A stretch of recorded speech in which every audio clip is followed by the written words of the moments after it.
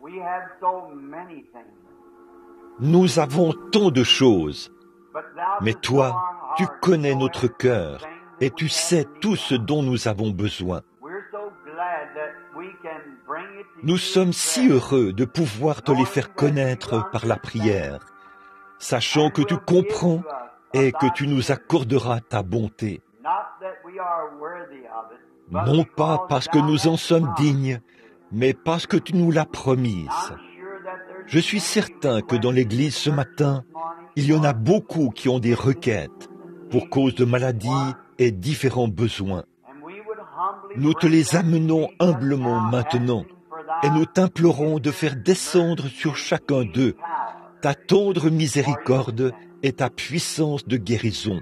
Nous prions aussi pour ceux qui sont convalescents et pour ceux qui n'ont pas pu venir à l'église ce matin. Nous prions aussi pour tous ceux qui sont rassemblés ici maintenant.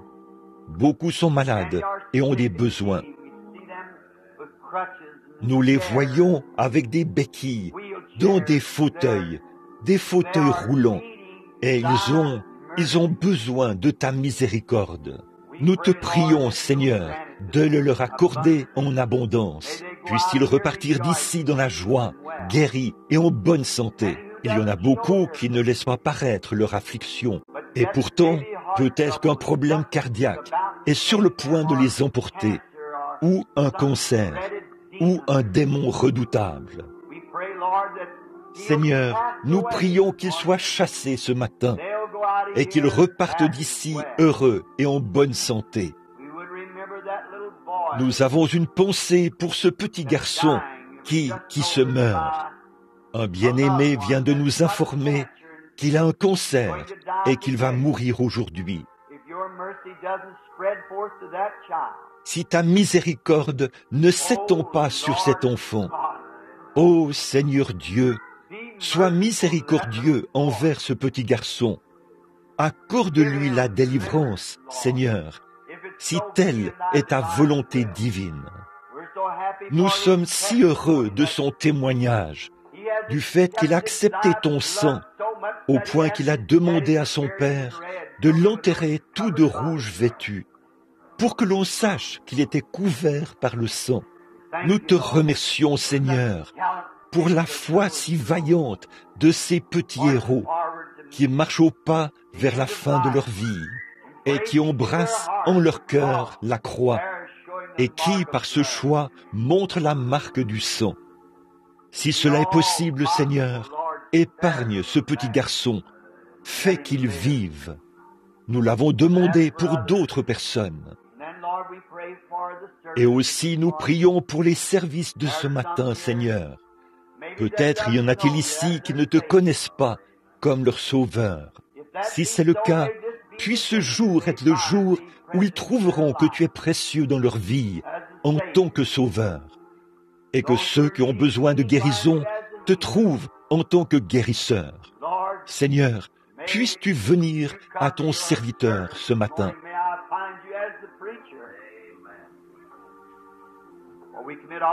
Fais que je te trouve en tant que prédicateur, car nous remettons tout ceci entre tes mains et te prions de nous exaucer au nom du Seigneur Jésus. Amen. Nous sommes toujours heureux de venir dans la maison du Seigneur, dans l'assemblée des premiers-nés. Et comme d'habitude, j'étais en retard. Je ne pensais pas pouvoir arriver ici sans faire de l'autostop. Ça, c'est une bonne plaisanterie à l'égard de ma femme. Elle est assise ici quelque part. Quand elle est partie ce matin, j'étais en train d'étudier au sous-sol. Et elle a dit, « Billy, j'ai les clés. » Et par la suite, j'ai constaté qu'elle avait aussi les clés du garage. Il m'était impossible d'entrer. C'était vraiment quelque chose, le moment que j'ai passé là. Au bout d'un moment, Billy ne me trouvait pas et il s'est dit, je me demande pourquoi il n'est pas encore là. Et il m'a appelé. Je lui ai dit, viens vite. J'ai dit, en fait, je n'ai aucun moyen de me rendre à l'église. Alors je suis heureux d'être ici. Je suis donc en retard. Mais vous savez, comme nous sommes sur le point d'entrer dans cette autre dimension, où le temps n'existe pas. Nous commençons à perdre la notion du temps.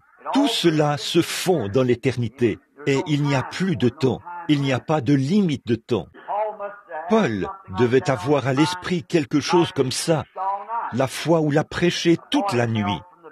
Un garçon est tombé du bâtiment et s'est tué. Paul s'est étendu sur le garçon et la vie est revenue dans le jeune homme. Je crois que le pasteur m'a dit à l'instant qu'il y a un petit bébé qu'on veut consacrer ce matin. Donc, si la mère veut bien amener le petit tout de suite, nous le présenterons au Seigneur, le petit ou la petite, quel qu'il soit. Et j'aime bien les services de consécration. Voudrais-tu t'avancer, frère Neville? Bonjour, sœur. Quel est le nom du petit? Frank Wayne Dabney. Vous n'auriez pas un lien de parenté avec Robert Dabney, par hasard? Frank Wayne Dabney. Quel âge a-t-il? 8 semaines. Ça ne fait pas bien longtemps qu'il est dans ce monde cruel. Eh bien, il est le fruit de votre union. Et maintenant, vous voulez le présenter à Dieu, afin qu'il soit son serviteur. Pas vrai, sœur? Que Dieu vous bénisse. Eh bien, je tiens ici entre mes mains un petit trésor. Il est vraiment mignon. Regardez-le donc, le petit Frank Dabney. Prions.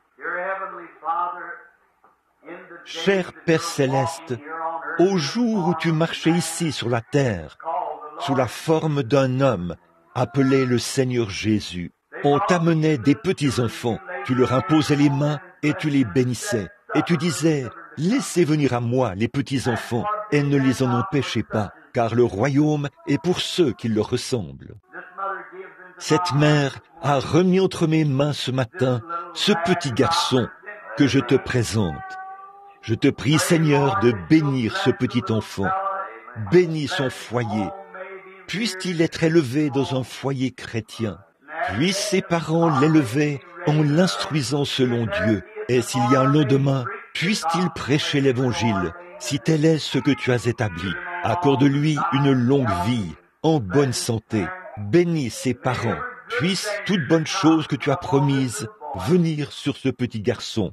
Sa mère l'a remis entre nos mains du fait que nous sommes les anciens de l'Église. Et maintenant, nous te le présentons. Au nom de Jésus-Christ, veuille bénir cet enfant. Amen. Que Dieu te bénisse, petit Franck. Je pense qu'ils sont vraiment mignons. J'étais censé prier là-dessus une fois que je serai sous l'onction. Nous avons ici quelques mouchoirs sur lesquels il faut prier. Mais je préférerais le faire après que nous aurons commencé à prier pour les malades et que l'onction pour le service sera descendue. Aussi, vaudrait-il mieux que nous prions là-dessus à ce moment-là. Je suis content de voir que beaucoup de mes amis sont ici. Je crois voir frère Charlie Cox là derrière, dans l'auditoire. Et je vois aussi frère John O'Bannon de Louisville et beaucoup d'autres amis qui sont là que je reconnais. Nous sommes donc heureux que vous soyez ici, assemblés avec nous ce matin pour servir le Seigneur.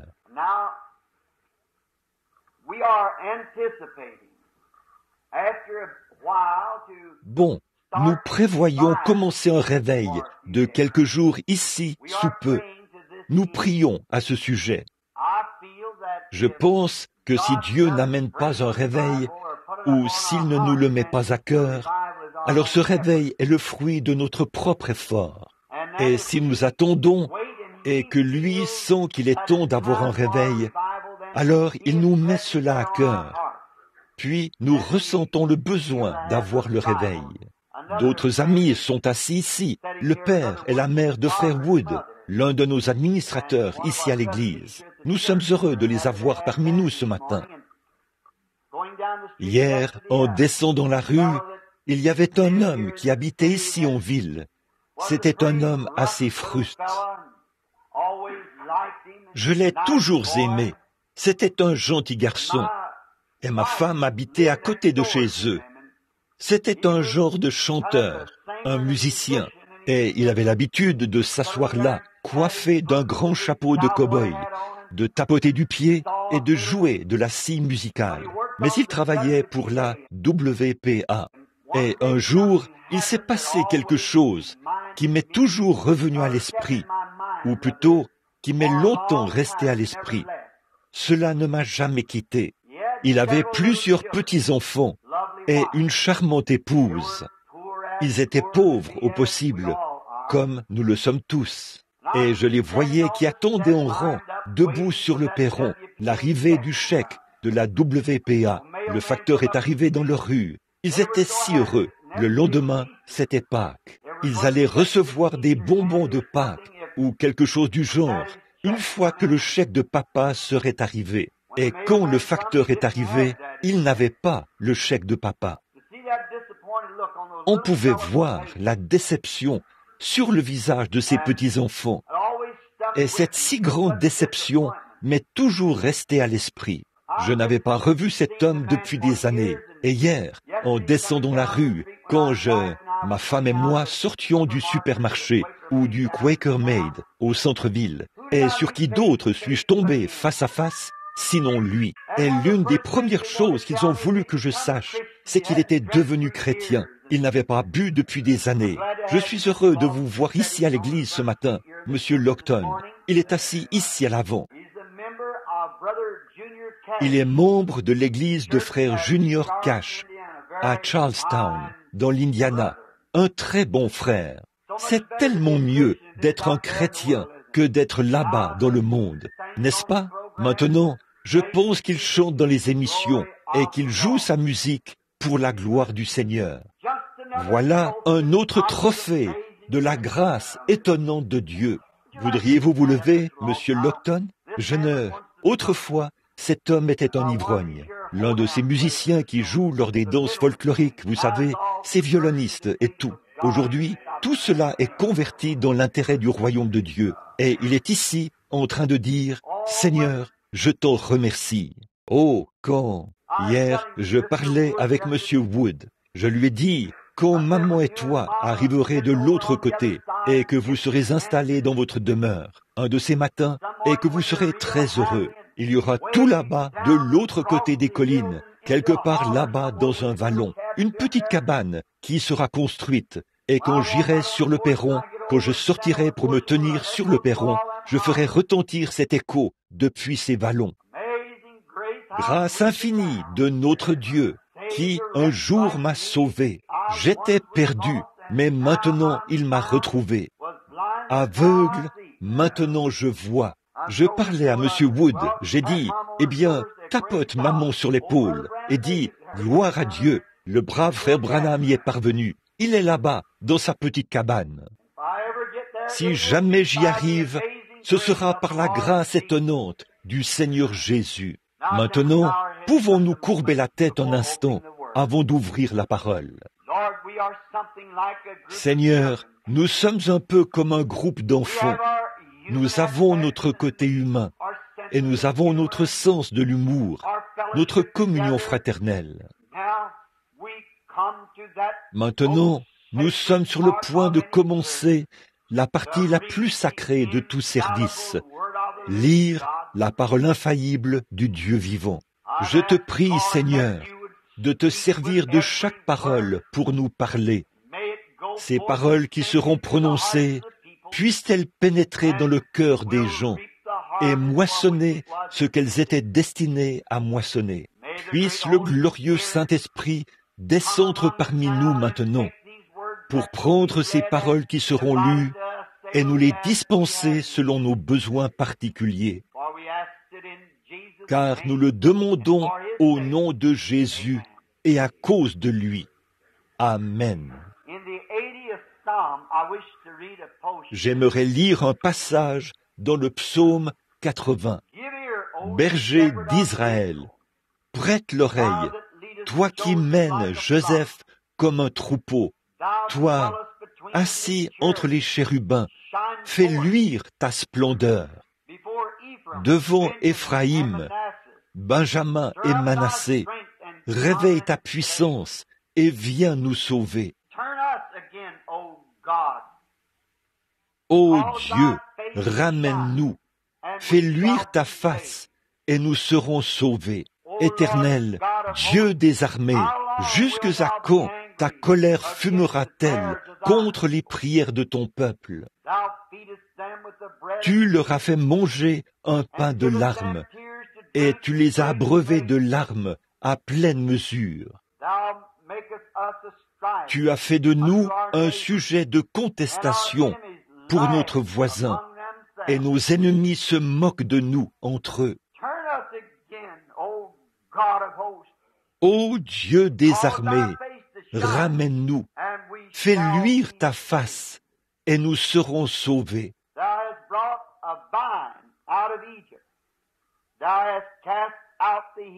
Tu as transporté d'Égypte un cep, tu as chassé les nations, et tu l'as planté.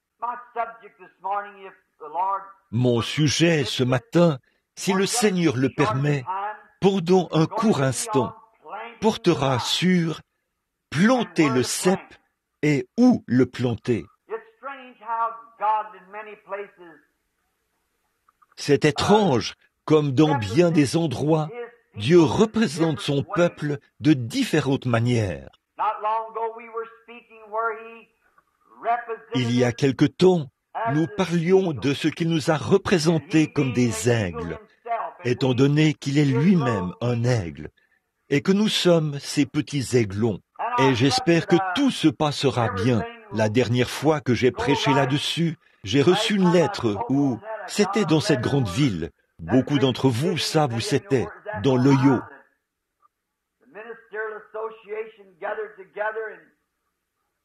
Là où l'association pastorale s'est réunie et a condamné mes réunions, parce que je crois que Dieu appelle un homme à la vie éternelle dès avant la fondation du monde.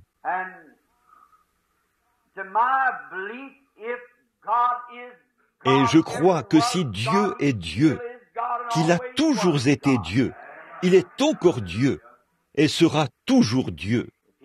S'il ne me connaissait pas avant que le monde ait commencé à exister, alors il n'est pas Dieu. Beaucoup d'entre vous ont lu ici au champ de foire et tout, à propos de cette perception psychosensorielle. Et naturellement, certaines de ces choses sont utilisées contre mon ministère.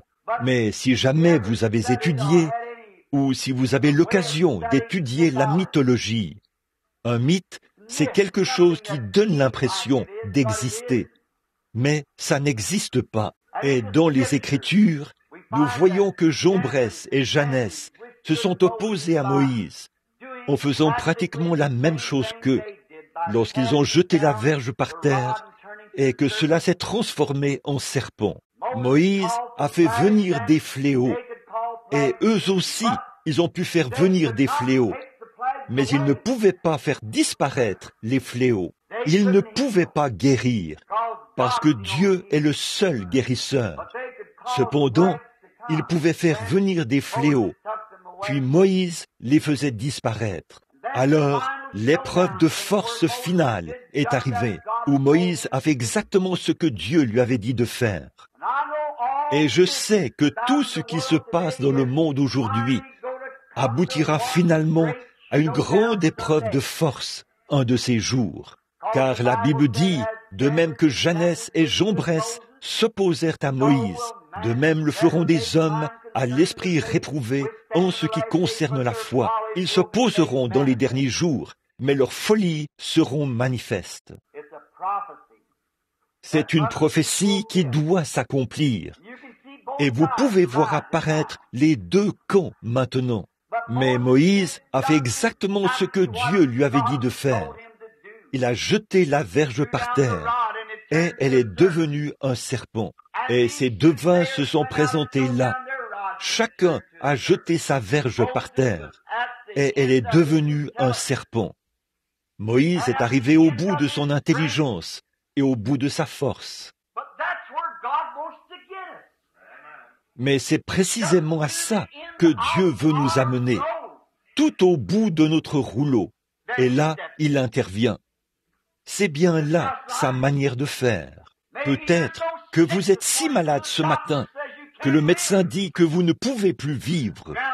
Quelqu'un qui se noie s'accrochera à n'importe quoi. C'est comme ça qu'on nous essayons de... Tout ce que nous pouvons faire nous-mêmes et qui relève de l'humain, nous le faisons. Mais quand on en arrive au point où il n'y a plus d'autre espoir, là, ceux qui ne croient pas à la guérison divine y croiront sans hésiter. C'est leur seul espoir. Et Moïse était au bout de ses capacités. Dieu est alors intervenu et a fait en sorte que son serpent dévore le serpent de l'autre homme. Et là, son serpent n'existait plus. Maintenant, pour ce qui est de la perception psychosensorielle et de la mythologie et de tous les spirites, avant de commencer mon sujet, permettez-moi de mettre ceci au clair, avec l'aide de Dieu, si possible. Le diable peut faire en sorte que les choses paraissent normales, mais elles finissent toujours par démontrer qu'elles ne le sont pas. En effet, ils n'ont jamais réussi à obtenir une photo de ces différents esprits qu'ils prétendent faire apparaître, parce qu'en fait, ils n'existent pas. Mais quand est venu le temps pour Dieu de prouver à la science qu'il était Dieu, il a permis que la photo soit prise. Ça demeurera toujours. L'examinateur a dit, la lumière a frappé l'objectif. Cette lumière était vraiment là. Ce n'était pas de la psychologie. Alors, vous voyez que ce que Dieu fait demeure. Le serpent de Moïse a avalé le serpent des autres, et il a pu prendre cela et le tenir dans sa main, alors que leur serpent était là, à l'intérieur de ce bâton. Ce que le diable fait est un mythe. Ce que Dieu fait est réel. Alors j'aimerais que ceci pénètre profondément dans les cœurs. Quand Dieu sauve un homme, il est sauvé. Vous n'avez pas à vous inquiéter de revenir en arrière. Vous ne le pouvez pas. Ce que Dieu fait est éternel. Le diable peut vous manipuler et vous faire croire que vous êtes sauvé. Mais quand Dieu vous sauve vraiment, vous avez cela à tout jamais, parce que vous avez la vie éternelle. Jésus l'a dit, celui qui écoute mes paroles et qui croit à celui qui m'a envoyé a la vie éternelle et ne viendra jamais en jugement, mais il est passé de la mort à la vie. Ça, c'est aussi éternel que Dieu lui-même, parce que c'est sa parole. Dieu est un seul Dieu. Il ne peut pas se croiser à autre chose. Il est indivisible. Dieu est Dieu. Le premier commandement dit, « Tu n'auras pas d'autre Dieu devant ma face ». Donc, on ne peut pas mélanger de l'huile et de l'eau et faire en sorte que ça marche bien. C'est soit de l'eau, soit de l'huile. Et Dieu demeure le même Dieu. Nous avons une religion tout embrouillée où on dit « Dieu autrefois, il a fait ceci, et aujourd'hui, il ne le fait plus ». En cela, nous essayons de mélanger de l'huile et de l'eau, car l'Écriture dit, il est le même hier, aujourd'hui et éternellement. Ça ne se mélangera tout simplement pas avec l'incrédulité. La foi ne le fera pas. Nous avons foi en Dieu. C'est éternel. L'incrédulité a toujours existé, depuis le Jardin d'Éden. Dieu a toujours voulu que son peuple croie ceci.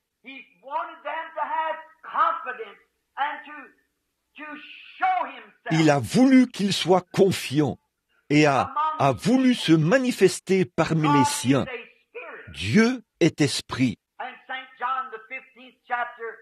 Dans Jean chapitre 15, verset 1, Jésus a dit, « Je suis le cep, vous êtes les sarments. » Eh bien, le sarment et le cep sont rattachés l'un à l'autre. Et Dieu a toujours essayé de trouver un peuple dans lequel il pouvait demeurer, au point de pouvoir manifester sa gloire parmi les siens. Nous lisons donc ici que David s'est écrié et a dit « Ô Seigneur Dieu, reviens à nous. Nous avons péché et nous nous sommes détournés de toi. Toi qui es assis entre l'autel et les chérubins, fais luire ta splendeur. En effet, ils savaient qu'à un moment donné, il était Dieu parmi eux. Et David savait qu'il demeurait Dieu. Le peuple s'était éloigné de lui. Dieu ne faisait plus luire sa splendeur. Ce n'était pas parce qu'il lui était impossible de la faire luire. C'est parce que, par leur péché, les gens avaient rejeté sa miséricorde à leur égard. Et là, David présente notre sujet. Psaume 87.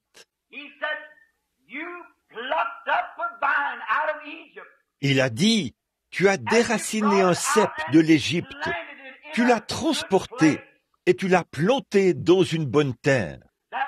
Il s'agissait d'Israël, le peuple de Dieu qui était en Égypte. Ils étaient un bon cep.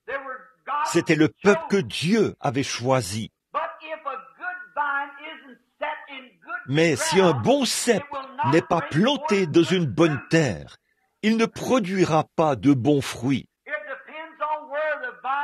Tout dépend de l'endroit où le cep est planté. C'est cela qui détermine les résultats de la récolte. Aussi Dieu a-t-il sorti Israël d'une terre aride. C'est un peu comme aujourd'hui. Nous avons dans le pays beaucoup de grands et braves croyants qui se retrouvent dans toutes les églises dénominationnelles. Ils sont de différentes dénominations et de différents milieux. C'est pourquoi, dans mon ministère, je n'ai jamais essayé, à aucun moment, de dénigrer quelqu'un ou quelque dénomination, parce qu'il y a de braves gens dans toutes ces dénominations. Ce sont des gens que Dieu a appelés et choisis. Auriez-vous pu condamner Israël pendant qu'ils étaient en Égypte? Ils étaient simplement partis du mauvais pied, et leur péché les avait séparés de Dieu, et ils avaient été plantés en Égypte. C'est comme ça que sont beaucoup de gens dans les églises aujourd'hui. Ce sont de braves gens, mais ils sont plantés au mauvais endroit. Maintenant, si un vrai croyant est conduit à Christ et qu'il est planté dans une grande dénomination, qui ne croit pas aux miracles, aux signes et aux prodiges du Seigneur, cette personne peut très bien être un chrétien authentique, être un catholique, un baptiste, un presbytérien, un témoin de Jéhovah ou autre chose. Dans cette église, être un authentique cep de Dieu, mais le credo dénominationnel ôtera la vie de ce cep. Il ne pourra pas produire son fruit. Et d'habitude, les fruits que l'on récolte d'un cep rabougri ou de celui qui n'est pas dans une bonne terre, ce sont de mauvais fruits. Ils pousseront comme poussent les pommes. Ils seront ratatinés et rongés par les vers. Ils deviendront la proie de tous les insectes. Un cep en bonne santé n'a même pas besoin d'être vaporisé. Il est en assez bonne santé pour repousser tous ses ennemis. C'est pareil pour un chrétien né de nouveau. On n'a pas besoin de les vaporiser tout le temps et de leur passer la main dans le dos.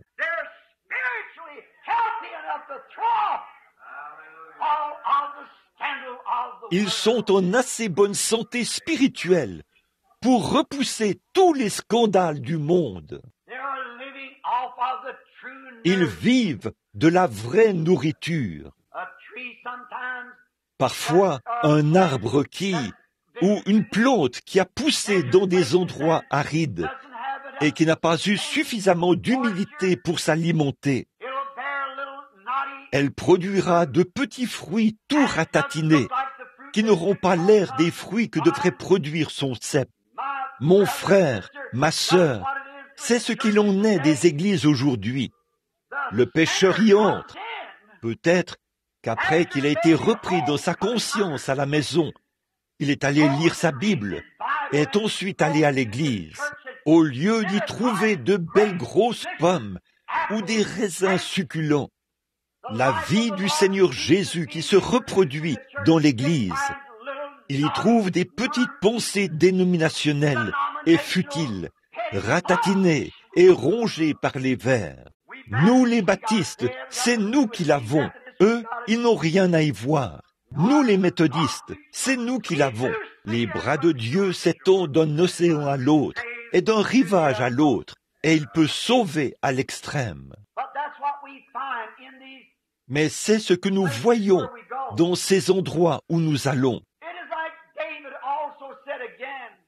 C'est aussi comme ce que David a encore dit dans le psaume 1.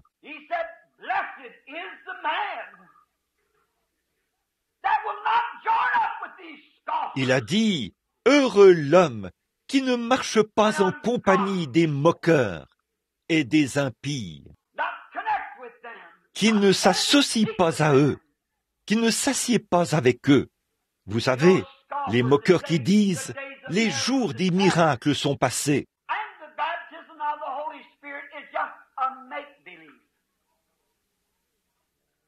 Le baptême du Saint-Esprit n'est qu'un faux semblant. Heureux l'homme qui ne fera pas cela. Heureux l'homme qui se dressera contre une telle chose. Ils ne veulent pas mélanger ces choses. Et vous ne pouvez pas mélanger ces choses.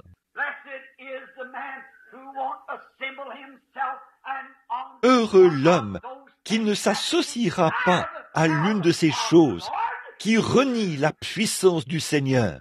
La Bible dit, sortez du milieu d'une telle chose, car il viendra un jour où ils seront emportés, enflés d'orgueil, aimant le plaisir plus que Dieu, ayant l'apparence de la piété, mais reniant ceux qui ont fait la force.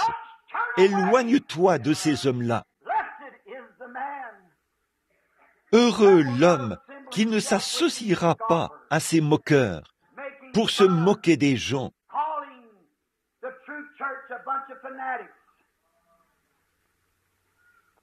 Et traiter la vraie Église de bande de fanatiques. Il sera comme un arbre planté près des courants d'eau. Dieu l'a placé dans une place de choix. Son fruit ne se flétrira point. Il donnera des feuilles et des fruits en sa saison. Observez la manière dont David a formulé cela. Cet homme est béni, il sera planté, pas seulement installé là. Vous savez, j'aime voir tout ce qui est planté. Or, en Égypte, Israël n'était pas planté. Ils étaient simplement installés. Ce n'était pas leur terre d'origine. Et un homme qui est chrétien et qui fait reposer sa destination éternelle sur un credo dénominationnel. Il n'est pas à sa place. Il est né pour être libre, pour être un enfant de Dieu, pour adorer Dieu. Mais il est sous l'emprise d'un credo. Il ne peut pas produire son fruit. Pourtant, il y a en lui quelque chose qui désire ardemment le faire. Il sera comme un arbre planté près des courants d'eau. Des courants au pluriel, l'eau au singulier. De nombreux courants qui se déversent dans un seul canal. Autrement dit, il sera comme un homme dans l'Écriture qui croit toute la parole de Dieu, où la puissance et les 9 dons spirituels peuvent couler d'un seul Dieu et descendre au plus profond de son être. Les gens ne croient pas au fait de pousser des cris. Ce qu'il y a, c'est qu'ils n'ont pas de joie spirituelle. Où les joies des eaux de la vie peuvent couler en eux. C'est bien ça le problème du Branham Tabernacle.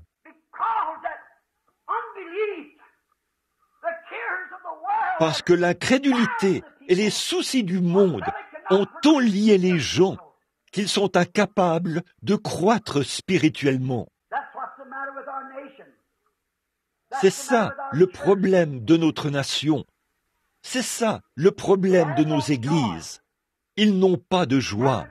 La joie du Seigneur s'est retirée. Comme il est écrit une fois dans l'Écriture, le mot hébreu « ikabod » qui signifie « la présence du Seigneur s'est retirée ». C'est sur nos églises, parce que nous nous sommes écartés du fondement originel, que nous nous sommes remis aux credos et aux dénominations, et que nous avons permis aux choses du monde d'assécher notre expérience avec Dieu. Oh, venez avec moi en Arizona, que j'aille avec vous dans les déserts que j'ai parcourus pendant tant d'années. Tout ce qui se trouve dans le désert a une épine. Si vous arrivez devant n'importe quelle petite plante, ne vous en approchez pas, elle vous piquera.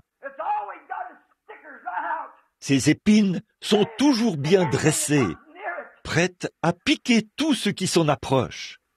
Qu'est-ce qu'il y a? Qu'est-ce qui a fait qu'il y ait ces épines? C'est dû à l'absence d'eau. Voilà ce qui l'a desséché. Cette épine, c'est une feuille qui s'est enroulée. À cause du manque d'eau, elle est devenue une épine. C'est pareil pour l'Église aujourd'hui. Quand l'Église s'éloigne de la source de la vie, quand elle s'éloigne des joies du salut, quand elle s'éloigne du Seigneur Dieu, à ce moment-là, cette personne devient une épine. Elle est toujours là à critiquer, à piquer. Dès que vous l'abordez, je suis presbytérien, je suis méthodiste, je suis telle et telle chose. Ne me parlez pas de ces choses-là. Une épine, elle ne porte pas de fruits. Prenez cette même plante, le cactus, et mettez-la pendant quelques générations dans une terre où il y a beaucoup d'eau. Cette épine va se déployer et devenir une feuille souple, et elle va porter du fruit. Quel est le problème de l'Église aujourd'hui? Elle a été établie en dénomination. Elle s'est donné des credos dénominationnels, et cela la lie. Il ne s'y trouve pas de joie. Elle est juste arrosée de temps en temps par un petit réveil pour la faire tenir. Ce qu'il lui faut, c'est de sortir du milieu des moqueurs et des incroyants, et d'être plantée près des courants d'eau, car il y a une source remplie du sang, des veines d'Emmanuel. Tout pécheur, les incroyants, plongés dans ce flot, est lavé de tout péché. Un arbre, a dit David, planté près des courants d'eau. Oh, Dieu ne peut pas se répandre dans un cactus. Or, l'eau représente la vie. Nous savons que dans le désert, Moïse a frappé le rocher, et cela fait jaillir des eaux de la vie pour un peuple qui était en train de périr. Et Jésus a dit, comme Moïse frappa le rocher dans le désert, il faut de même que le Fils de l'homme soit élevé. Et il a été frappé. La vie se trouve dans une cellule de sang, et cette vie ne peut pas se manifester tant que la cellule de sang n'est pas interrompue et brisée. Quand Dieu a fait sortir Israël, il a fait un essai avec eux en tant que nation. Il les a déracinés de l'Égypte, du milieu des incroyants. Et il les a conduits sous sa tendre garde, sur les ailes d'un aigle. Ce grand aigle, Moïse, qui les a conduits de lieu en lieu, pour essayer de les préparer pour traverser. 40 ans durant, il les a conduits et les a nourris dans le désert. Et il a nourri la terre, une bonne terre, une terre de choix. Et pendant 40 ans dans le désert, il a manifesté ses miracles, ses signes et ses prodiges. Il a opéré des miracles et des signes par ce prophète, pour montrer qu'il était Dieu. Qui d'autre que lui pouvait assécher la mer? Qui d'autre que lui pouvait frapper l'Égypte? Qui d'autre que lui a osé lever la main? Mais au milieu de tout cela, il était Dieu. Et il a montré qu'il était Dieu. Il voulait certainement que son peuple le fasse. Puis, il a imbibé le sol de la Palestine, du sang des boucs, des génisses, des taureaux, des brebis. Mais les gens n'ont pas pu tenir ferme.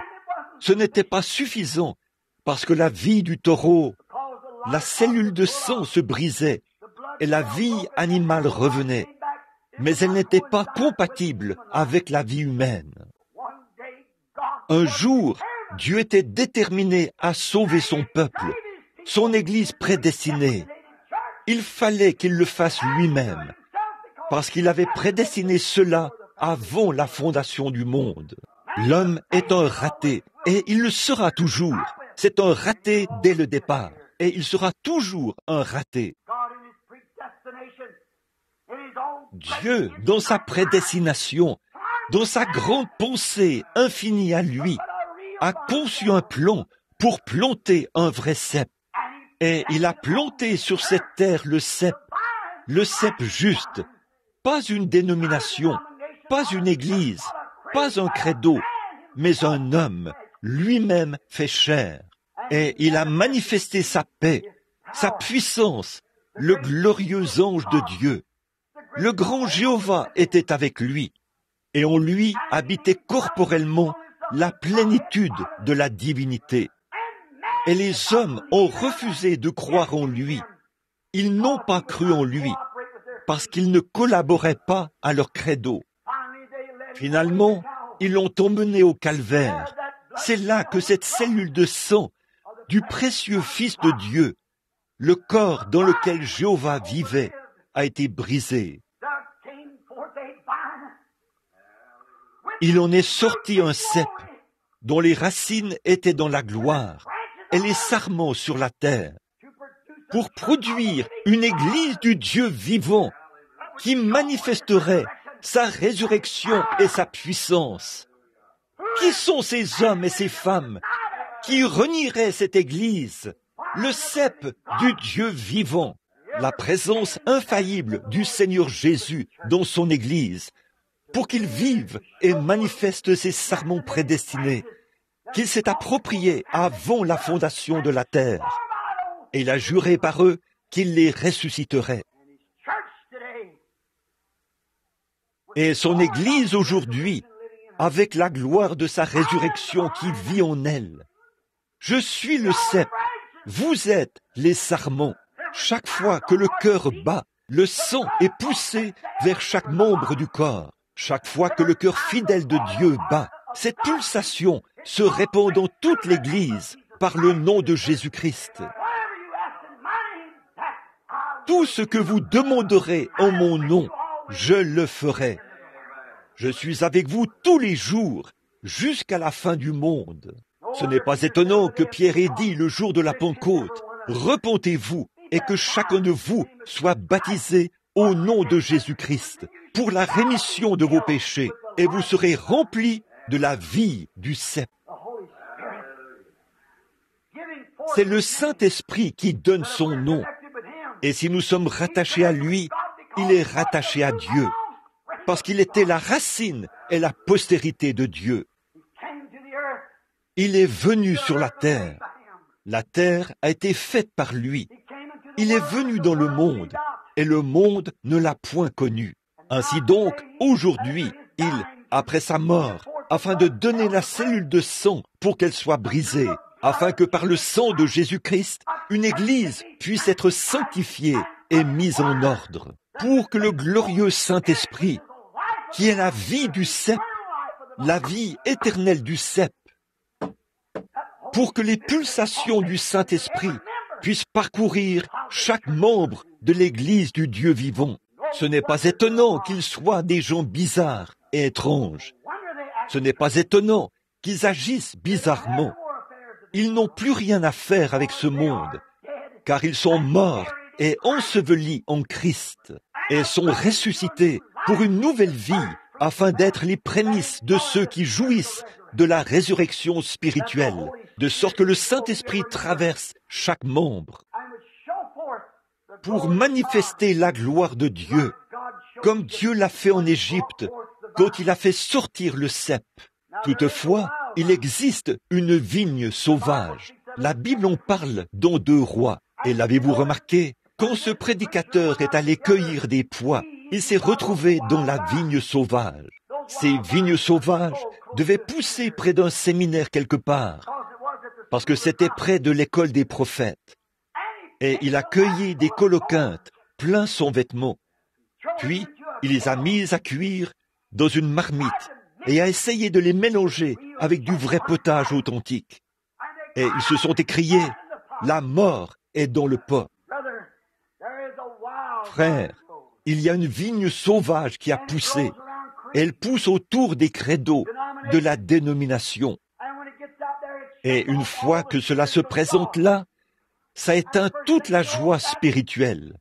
Et tout à coup, ce cep meurt. Mais Dieu est déterminé à ce que son cep ne meure pas. Alors, il l'a déraciné de ses credos, l'a rempli du Saint-Esprit, et il l'a installé au nom de Jésus-Christ. C'est là que l'Église peut palpiter et vivre, savourer et sentir la présence du Dieu vivant, le voir agir et faire les choses qu'il a faites quand il était ici sur la terre. Pourquoi? Ses sarments, son lien, sa racine, son commencement était Dieu. Il était l'agneau qui avait été immolé avant la fondation du monde. Avant que le monde soit, il était avec Dieu. Il était la racine et la postérité de David, l'étoile du matin, le lys de la vallée. C'est ce qu'il était. Ses racines sont enroulées autour de Dieu, autour du trône, autour du royaume de Dieu. Ses racines sont enroulées. Sa vie s'est répandue sur la terre.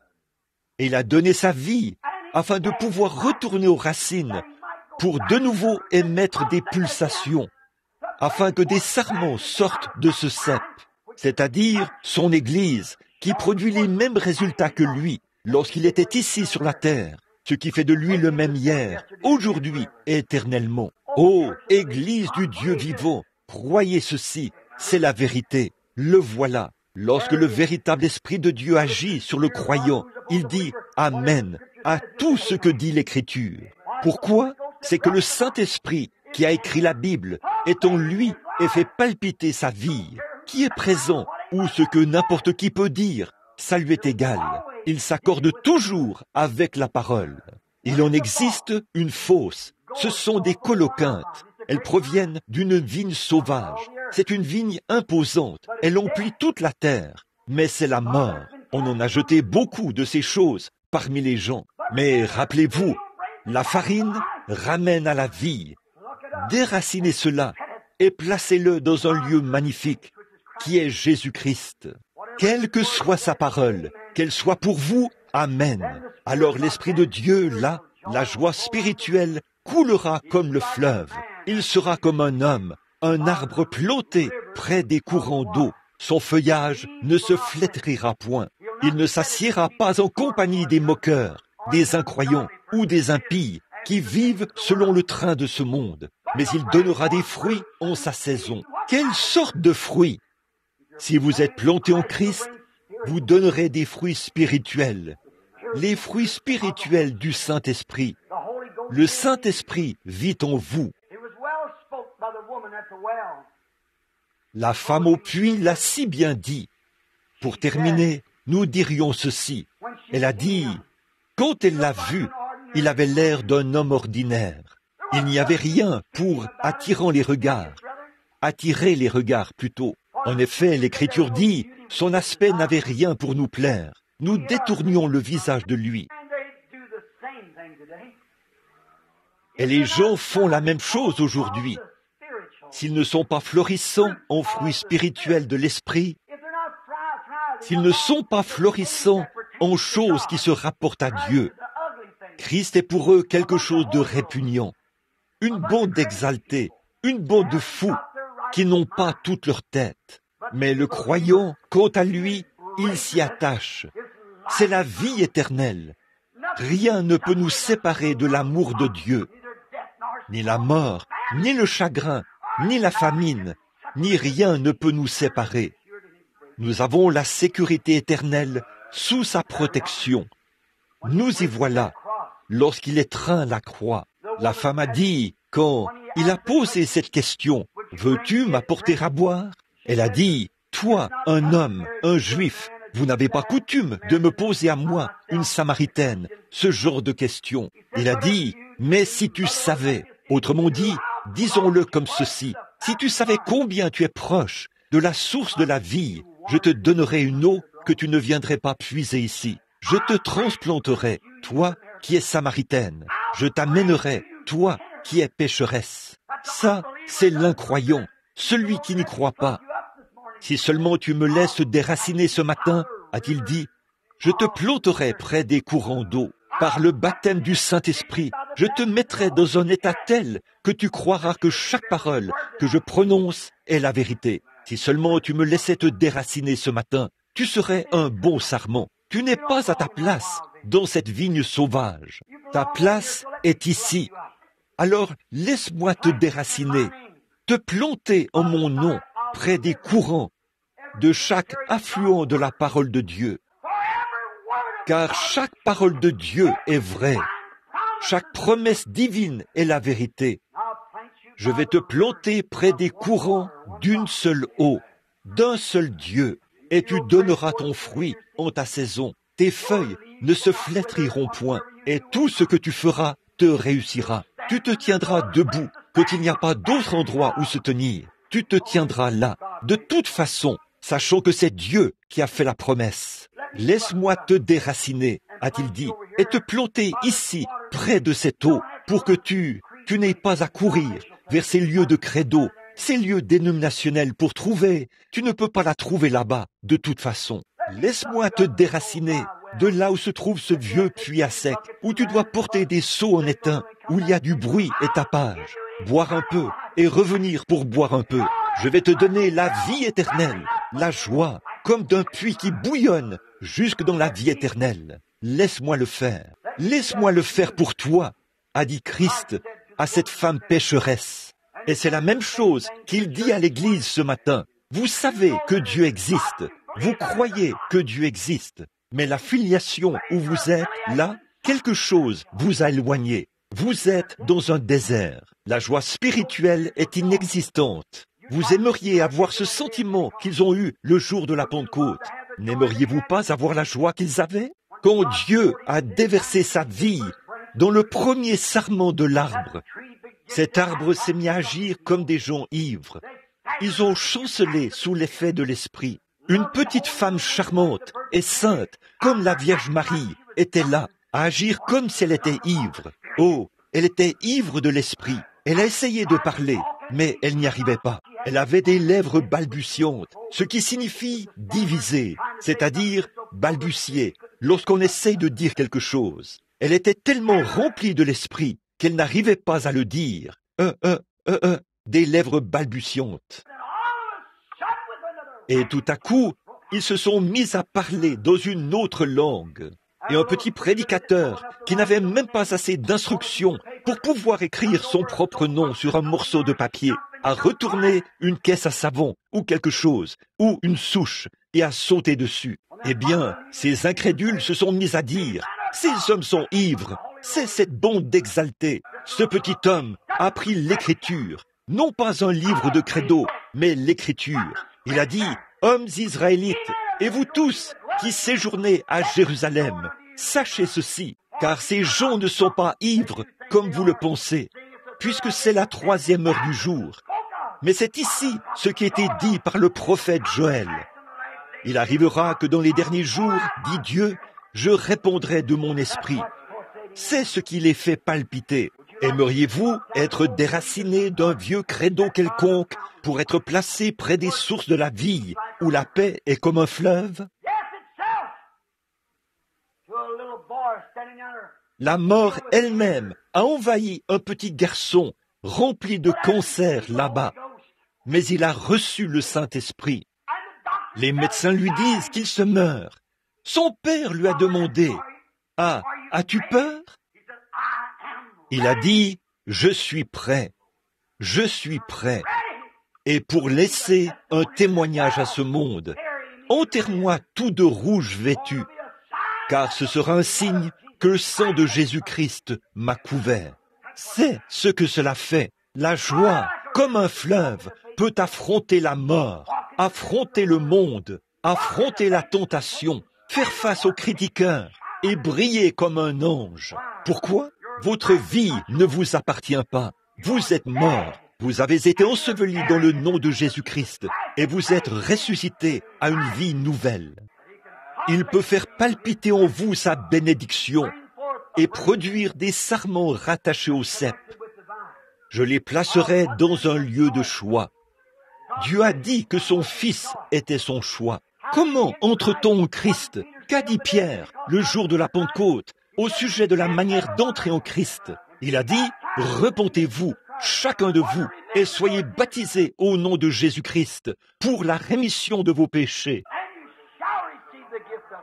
Et vous recevrez le don du Saint-Esprit, car la promesse est pour vous, pour vos enfants et pour ceux qui sont au loin, en aussi grand nombre que le Seigneur notre Dieu les appellera. Cet appel vous incluait. Repentez-vous et soyez baptisés au nom de Jésus-Christ pour la rémission de vos péchés. La promesse est pour vous.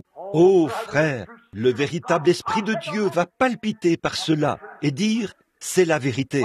Observez ces coloquintes et la vigne sauvage. Mais le véritable Esprit de Dieu veut être planté dans un endroit de choix où il y a les fruits de l'Esprit. Et qu'a fait Jésus à ce moment-là? Il a dit, comme cette femme veut accepter cette... Elle a dit, « Seigneur, donne-moi cette eau. Je veux cette eau. » Il a dit, « Laisse-la, ta vieille cruche. Tu n'as plus besoin de ce genre de cruche. Vous n'avez pas besoin de la lettre de votre credo. Abandonnez vos manières prétentieuses de presbytériens, baptistes, méthodistes, pentecôtistes. Laissez cela derrière. Venez ici, à la source, et je vous remplirai d'une joie telle qu'elle coulera comme le fleuve. Comme l'a dit le vieil homme de couleur, j'ai la paix comme un fleuve. Elle coule jour et nuit. Face à la mort, elle coule quand même. Paul a dit, mort, où est ton aiguillon? Tombe, où est ta victoire? Mais grâce soit rendue à Dieu, qui nous donne la victoire par Jésus-Christ. Certainement. Elle l'a regardé. Elle s'est mise à lui parler du lieu d'adoration. Et il lui a dit, va chercher ton mari. Je vais lui faire savoir que Dieu vit encore. Je suis le cep. Va chercher ton mari. Eh bien, a-t-elle dit, je n'ai pas de mari. Il a dit, c'est vrai, tu en as eu 5, et celui avec qui tu vis maintenant n'est pas ton mari. Elle s'est retournée. Qu'est-ce que c'était? Son greffage, la vie de sa vie, là. Elle avait été détachée de ce vieil arbre de credo, et elle avait pris racine dès que la première pulsation de Dieu a atteint ses sarments.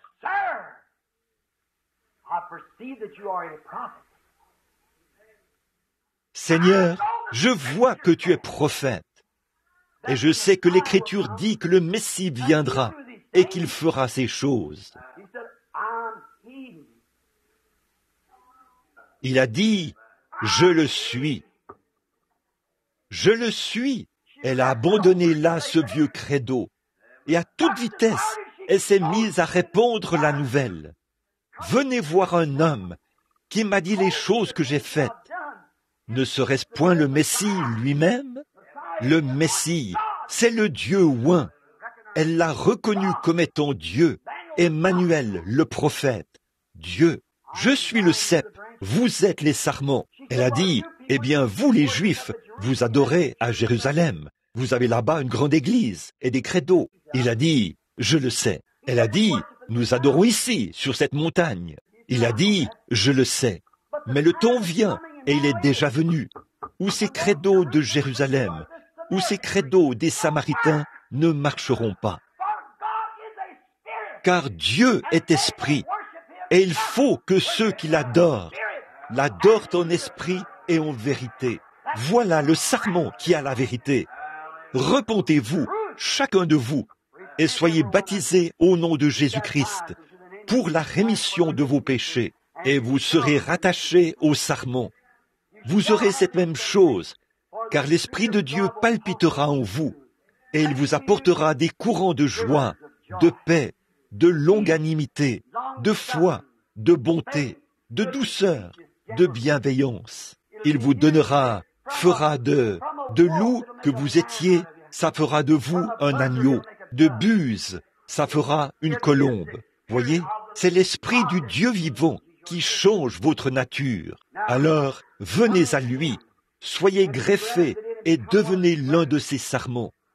Car un jour, cette corde de sauvetage, cette vie qui a été envoyée comme ceci, c'est la vie de Christ, le Saint-Esprit qui est accroché au royaume de Dieu. Dieu descendra par ce sarment éternel un de ces jours, et il ramènera avec lui tous ceux qui sont morts en Christ lorsqu'il relèvera l'arbre. Ceux qui sont plantés près des courants de la vie, là où l'arbre toujours vert ne flétrit jamais et ne perd jamais ses feuilles. Alors qu'il vous tend un sarment ce matin, recevez-le, mon cher ami, et soyez déracinés de votre péché. Soyez déracinés de votre doute, de votre credo. Je ne vous dis pas de quitter votre Église. Restez dans votre Église, mais venez à Christ. C'est tout. Peu m'importe l'Église que vous fréquentez, pourvu que vous veniez à cette source remplie de sang. Recevez sa vie et laissez-la vous élever au-delà de l'admiration du monde, au point que toutes les choses du monde sont mortes. Celui qui aime le monde ou les choses du monde, l'amour de Dieu n'est même pas en lui. On ne peut pas introduire la vie d'une citrouille dans un plant de vigne et que cela produise des raisins. Voyez, si vous êtes à Christ, vous aimez ce qui est de Christ. Vous êtes rempli de l'Esprit. Il est le cep. Vous êtes les sarments. Permettez-lui de vous recevoir ce matin, comme il l'a fait pour la femme de Samarie, de placer votre vie dans sa vie et de faire de vous une nouvelle créature. Pendant que nous courbons la tête un instant, avons compris, y en a-t-il qui voudraient lever la main pour dire « Priez pour moi, frère, je veux être vraiment rattaché à Christ. Que Dieu vous bénisse. Oh, c'est merveilleux.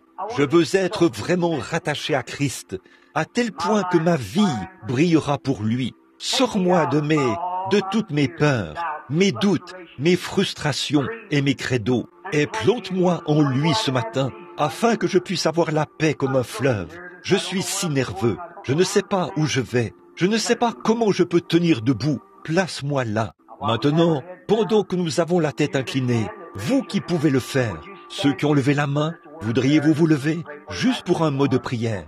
C'est juste, nous allons prier pour vous, là où vous êtes, car veuillez vous lever maintenant, pour que nous puissions prier.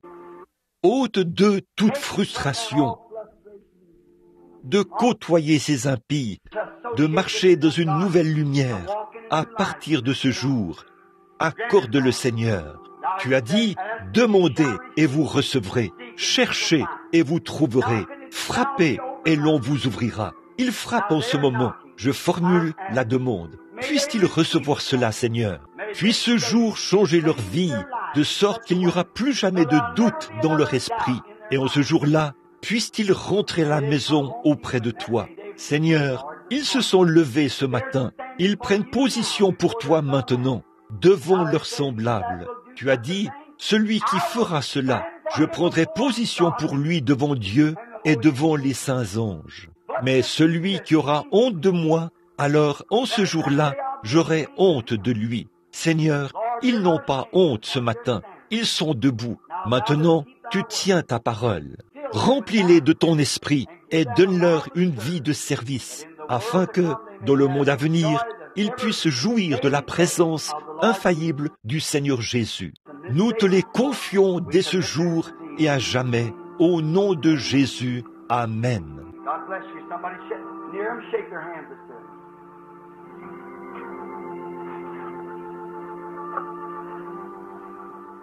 Que Dieu vous bénisse. Que quelqu'un qui est près d'eux leur serre la main. Ceux qui sont près d'eux.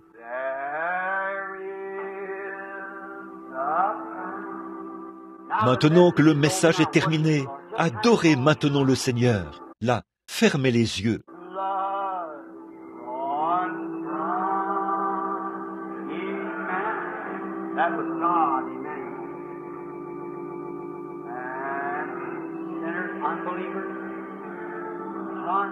Dépêchez-vous, courez, venez.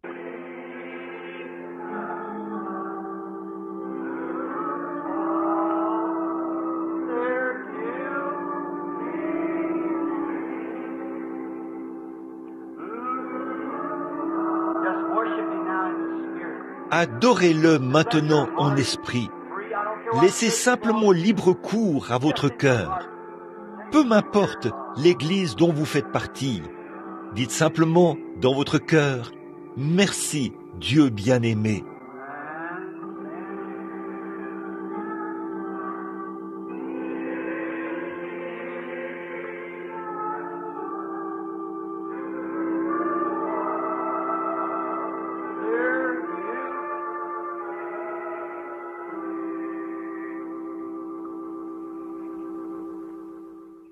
Maintenant, je veux que vous leviez la main, vous les chrétiens, là, les croyants, et que vous chantiez ceci avec moi.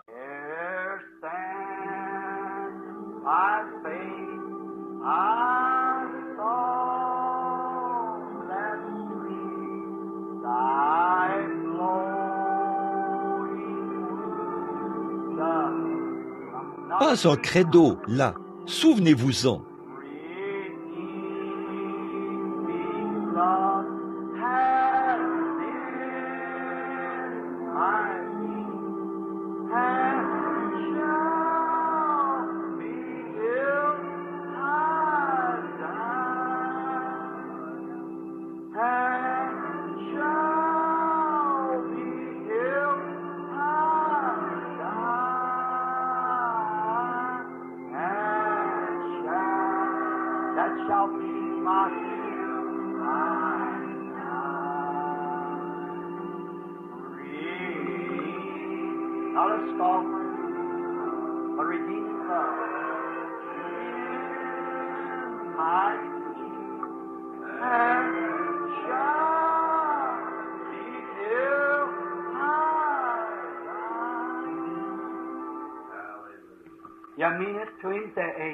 Êtes-vous sérieux envers lui? Dites Amen. Qu'il en soit ainsi. Ma foi regarde à toi. Combien sont malades et ont des besoins ce matin? Après l'aide spirituelle, vous avez besoin d'une aide physique. Levez la main pour que nous puissions vous voir. J'ai un besoin, frère Branham. Me voici. Je suis malade. Je n'arrive pas à retrouver la santé. J'ai essayé. Je suis allé chez le médecin. J'ai fait tout mon possible. Mais je n'y arrive pas, semble-t-il. Mais je crois que Dieu va me rétablir. Vous croyez cela? C'est sa promesse. Maintenant, êtes-vous planté près des courants d'eau? Quelle eau? Ce Christ qui était frappé. De même que du rocher ont jailli les eaux pour sauver de la mort un peuple qui périssait. Christ a été frappé pour que de son corps sorte le Saint-Esprit, afin que le peuple qui se meurt ne périsse point, mais qu'il ait la vie éternelle. Êtes-vous, il y a beaucoup de choses. Dieu a fait la promesse qu'il guérira. Il a été blessé pour nos transgressions, brisé pour notre iniquité. Le châtiment qui nous donne la paix est tombé sur lui. C'est par ses meurtrissures que nous sommes guéris. Des courants d'une seule eau, le Saint-Esprit. Il y a premièrement des apôtres, des prophètes, des docteurs, des évangélistes, des pasteurs. Des courants d'une seule eau. Il y a diversité de dons. Certains sont appelés à prophétiser. Certains sont appelés, le don de guérison leur est donné. Certains ont la sagesse. Certains ont la connaissance par le même esprit. Certains parlent en langue. Certains interprètent. Tous par le même esprit. 1 Corinthiens 12. Qu'est-ce? Des courants de grandes eaux. d'une grande eau, de nombreux courants d'une seule eau, le Saint-Esprit qui donne beaucoup de dons et de bénédictions de partout. Il apporte aussi de riches dons, des dons de guérison, des dons de salut, des dons du Saint-Esprit pour agir dans votre Église, parmi les gens, des courants et la joie comme le fleuve et la source, comme c'est beau.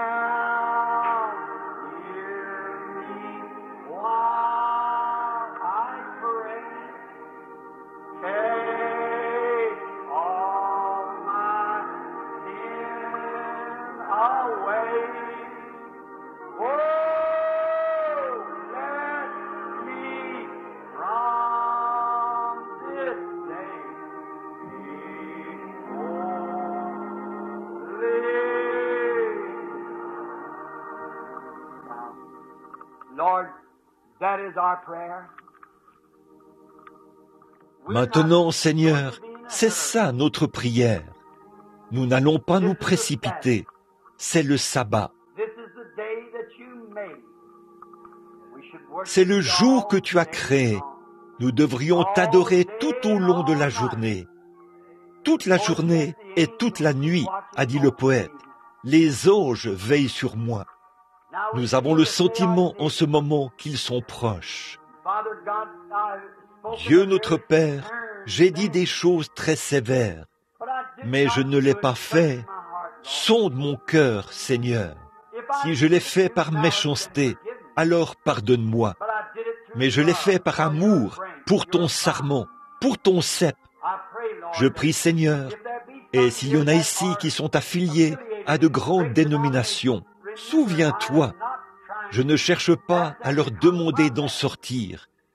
Tout ce que je leur demande, c'est de ne pas être liés à leur credo, mais de venir à toi, afin d'être déliés et formés, et que l'Esprit soit déversé en eux. Alors leur Église deviendra une meilleure Église, une Église spirituelle, celle que tu viens chercher, celle qui est sans tache ni ride, lavée dans le sang de l'agneau. Père, ce monde intellectuel d'aujourd'hui s'en est éloigné. Il recherche de grandes foules et de grandes églises, comme la vigne sauvage. Mais Seigneur, nous nous en tenons à ce doux fruit, le fruit de l'Esprit, qui apporte de la douceur à notre âme. Nous te demandons maintenant de bénir ces malades qui s'avancent pour qu'on prie pour eux. Seigneur, pourrais-je te demander une fois encore, voudrais-tu sanctifier ce sarment indigne par ton sang, afin que ton esprit coule à travers lui et manifeste le Dieu vivant, pour montrer que tu es ce même Dieu qui a parlé à la femme au puits. Qu'il en soit ainsi, que les gens ne soient pas dans la confusion et qu'ils voient où l'Esprit de Dieu se trouve réellement, que c'est dans le cœur du croyant, pas dans une église quelconque, mais dans le cœur d'un croyant. Accorde-le, Père. Je m'attends à toi maintenant, que tu te manifestes, comme tu te manifestais au jour d'autrefois, comme tu t'es manifesté en Jésus, lui qui est mort pour que nous soyons purs. Puisse le même esprit qui était en lui se manifester à travers nous et produire les mêmes résultats. Accorde-le, Père, car je remets toutes choses entre tes mains, par le beau nom de ton Fils Jésus. Amen.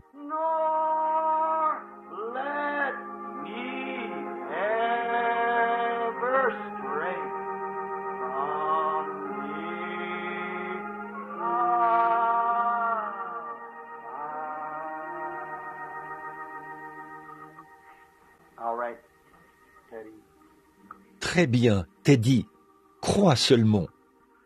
Maintenant, combien ici sont... Billy a dit qu'il a distribué des cartes de prière. Bon, nous avons dans l'église, comme c'est bondé, seulement appelé et demandé à tous ceux qui sont des nouveaux venus parmi nous de se lever. pour que le Saint-Esprit aille parmi ces gens et opère le discernement. Comme ça, nous l'avons fait bien des fois. Eh bien, il y a quelques semaines, quelqu'un a dit, mais ça, c'est difficile à concevoir pour les gens.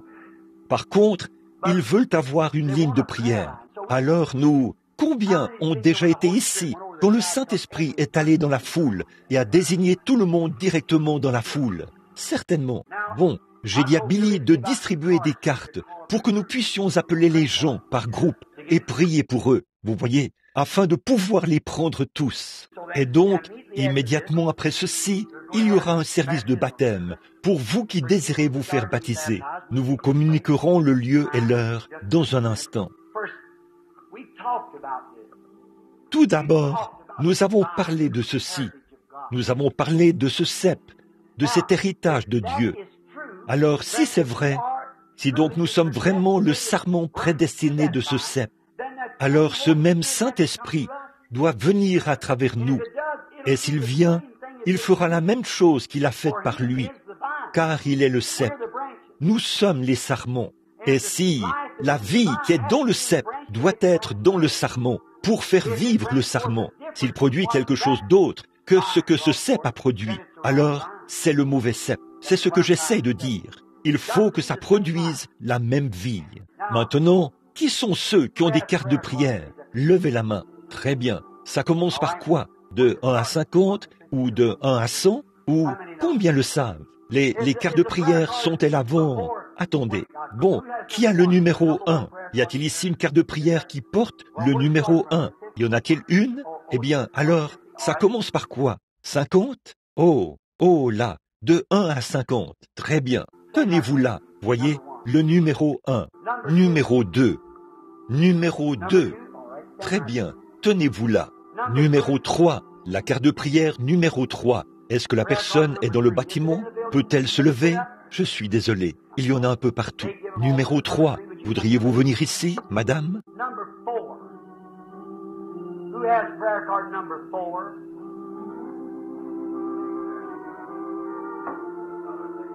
Numéro 4. Qui a la carte de prière numéro 4? Allez juste là, madame. Numéro 4. Est-ce que je l'ai vu? Est-ce que c'est... Qui a le numéro 4? Très bien.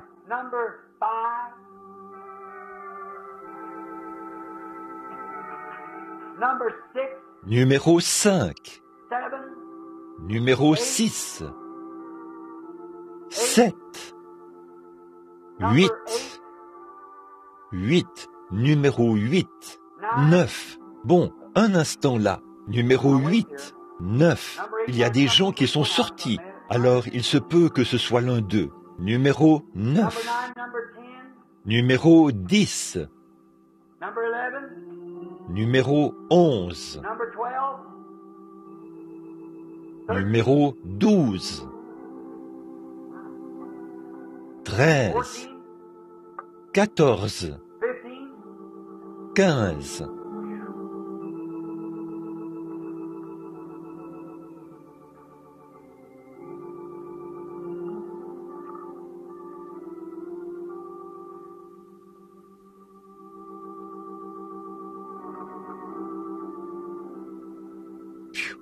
Il m'en manque 4 ou 5. Bon, nous y reviendrons. Peut-être qu'ils sont sortis. Si quelqu'un entre, frère Taylor, vérifie pour voir s'il a une carte de prière là. Place la personne dans la ligne, s'il te plaît. Il se peut qu'il soit allé quelque part là derrière. Maintenant, je vais vous demander de faire preuve d'un grand respect. Soyez vraiment respectueux. Combien ici sont malades et n'ont pas de carte de prière? Voudriez-vous lever la main pour dire « Je suis malade, j'ai un besoin et je n'ai pas de carte de prière ». Très bien. Maintenant, regardez par ici et croyez. Très bien. Maintenant, frère Teddy, très lentement. Bon, si ces gens ne reviennent pas, nous pourrons continuer la ligne de prière avec un autre numéro. Mais nous allons attendre pour leur donner une place. Maintenant, voici le moment où tout ce que j'ai dit, il doit être démontré si c'est vrai ou faux. La Bible ne dit-elle pas « Éprouvez toutes choses et retenez ce qui est bon ». Maintenant, si Jésus, étant le cep de Dieu, est enroulé autour du trône de Dieu, il a apporté la vie éternelle à l'Église et nous sommes les sarments de ce cep. Voyez, il a planté Israël en Palestine. Ça n'a pas marché. Ils sont devenus comme... Leurs fruits se sont flétris, comme une veste de loup. Ils ont poussé en une nuit, puis ils n'étaient plus, ce qui montrait qu'ils n'étaient pas en règle. Ils ne possédaient pas ce qui est éternel.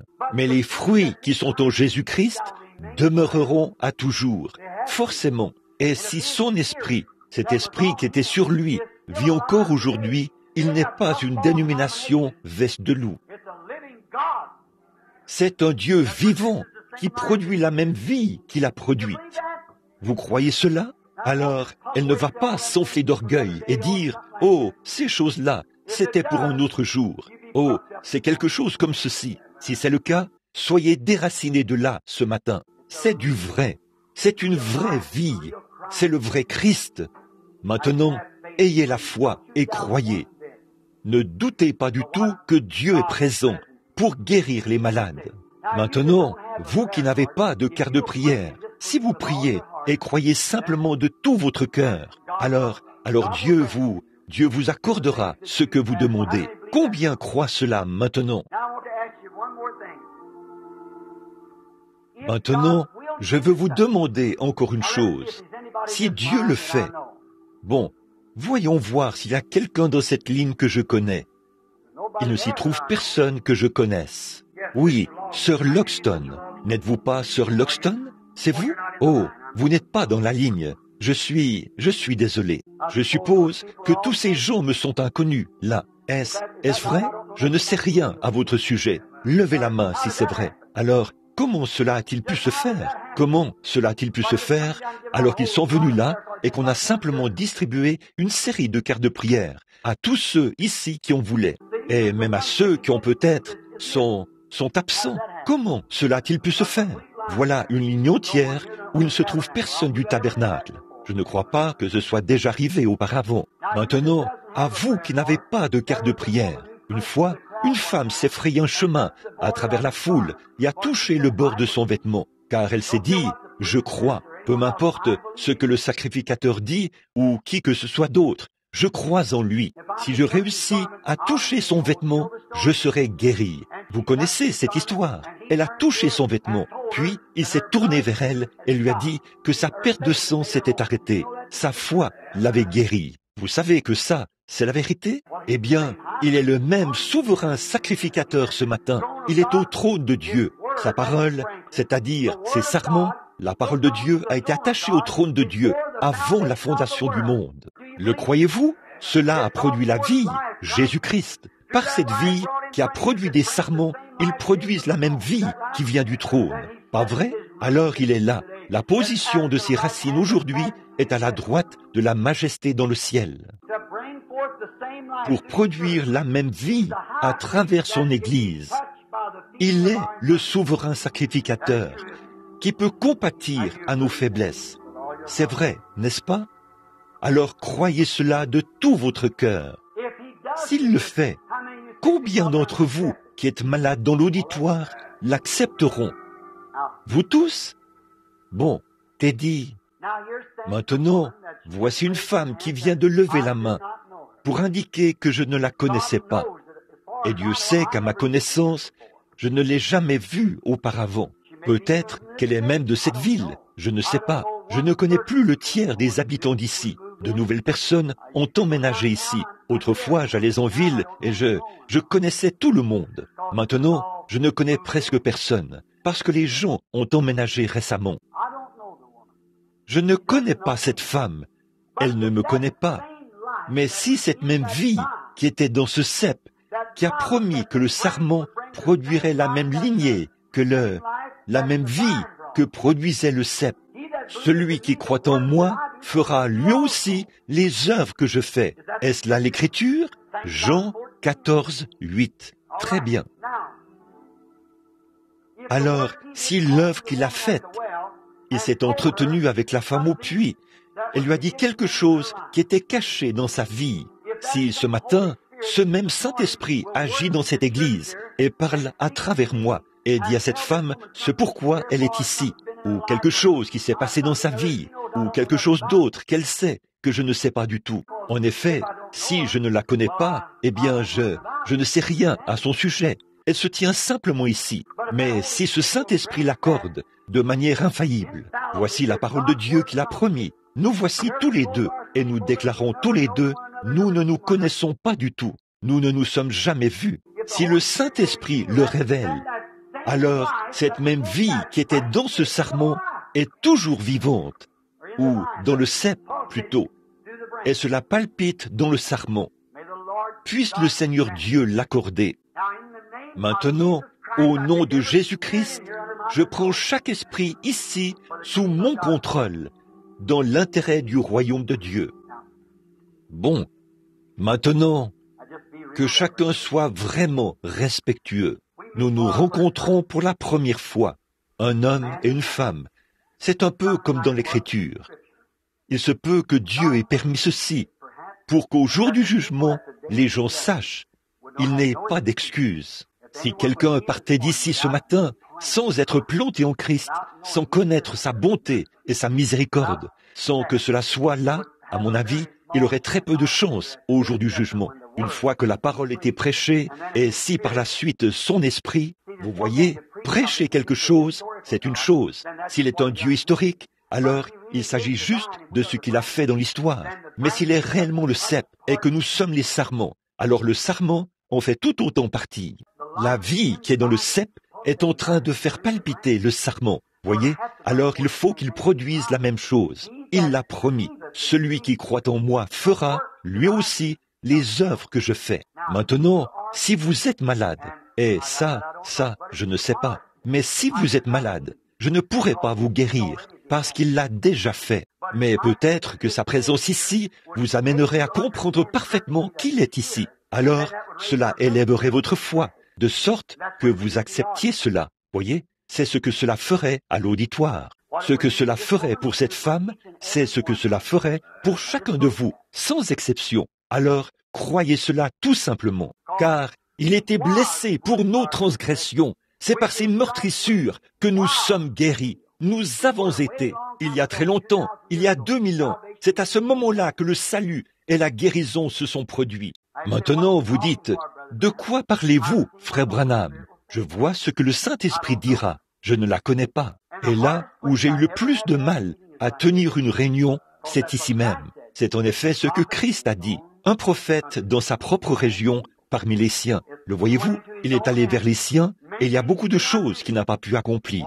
Il s'en est allé. Eh bien, ce n'est pas à cause de ce petit groupe-ci. Ce n'est pas ça. Mon Église même et croit en moi. Mais ce sont les forces extérieures. Et la parole de Dieu le dit. C'est ce qu'elle dit. Mais j'attends un peu pour voir si l'Esprit de Dieu va moindre et me le faire savoir. Eh bien, elle est un esprit et elle est aussi une chair. Un de ces jours, l'esprit partira et à ce moment-là, la chair va pourrir. L'esprit retourne au Dieu qui l'a donné. Il y a un esprit qui se tient aussi ici, mais il est représenté dans un corps de chair. Maintenant, si ces esprits sont attachés à ce cep, cela produira le... Qu'arrivait-il quand un esprit se présentait devant Jésus et que quelque chose clochait chez cet esprit? L'esprit qui était en lui le révélait. Voyez? Et quant à cette femme, dès que cela a révélé la chose, elle a accepté et a dit, « Tu dois être le Messie. Nous savons que quand il viendra, il nous dira ces choses. » Pierre, lorsqu'il est arrivé, il s'est un peu demandé de quoi André parlait. Il disait, « C'est lui le Messie. » Et quand il est arrivé devant lui, il lui a dit, « Ton nom est Simon. Tu es le fils de Jonas. » Cela lui a suffi. Voyez? Il savait qu'il ne savait pas qui il était. Mais il sait qui vous êtes. Je ne sais pas qui vous êtes, mais lui, il le sait. Je ne sais rien à votre sujet, mais lui, oui. Maintenant, le voici. L'Esprit de Dieu est maintenant ici, à l'autel. Le voici. Vous avez su qu'il s'était passé quelque chose. Vous êtes ici pour un problème de nerfs. C'est vrai.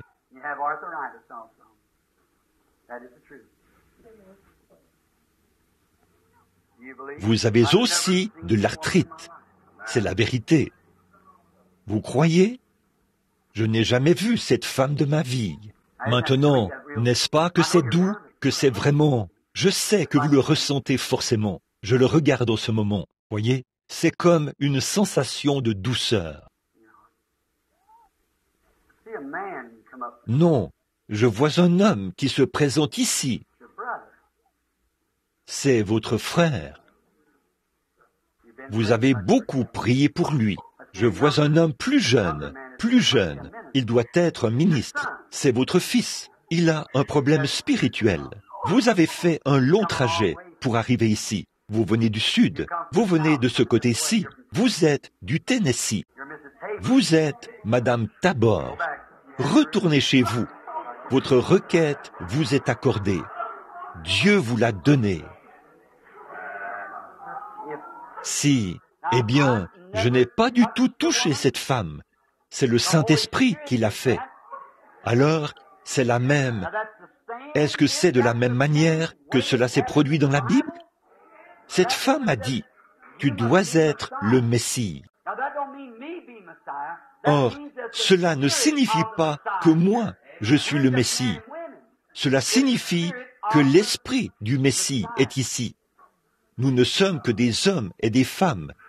C'est l'Esprit du Messie. Alors, recevez cela. Soyez déracinés de cette vieille incrédulité et soyez plantés tout près de lui. Voyez, maintenant, redressez-vous et dites, Seigneur Jésus, toi qui es le Fils de Dieu, le souverain sacrificateur. Frère Branham vient de dire que tu es assis là-haut dans la majesté. Tu as été prédestiné avant la fondation du monde. Tu as été immolé pour produire ces résultats. Que moi, qui suis un demi-croyant, qui essaie de croire, je puisse être amené à croire pleinement. Fais que je touche ton vêtement. Fais qu'il me parle.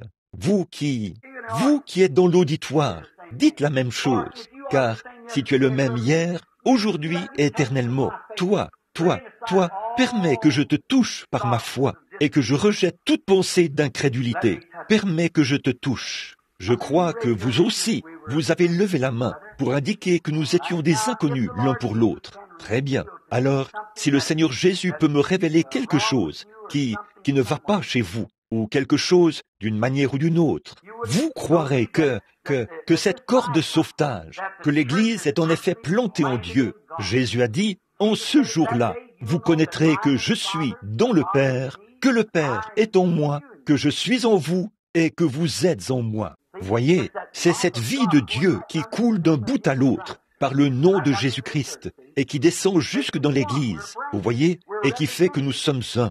Nous sommes des sarments, nous sommes ses représentants. Si vous croyez cela, ce problème au pied vous quittera. Le croirez-vous? Très bien. Vous pouvez l'obtenir. Et votre mari, qui est là, guérira aussi. Vous croyez qu'il le sera de cette hernie? Vous, monsieur, croyez-vous que vous allez guérir? Oui, vous croyez? Vous avez aussi une fille. Elle a un esprit, un problème spirituel. Vous venez du nord pour venir ici. Vous êtes venu par l'autoroute. Vous venez d'Austin. Vous vous appelez Madame White. C'est ainsi dit le Seigneur. Retournez maintenant, croyez et soyez guéris, et soyez ensuite en bonne santé.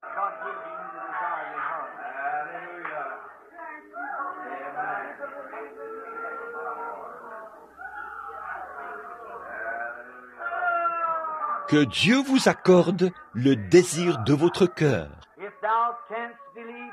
Si tu peux croire, tout est possible. La vie de Christ dans le sarment. Le sarment, ce n'est pas le Branham Tabernacle. Le sarment, ce n'est pas William Branham.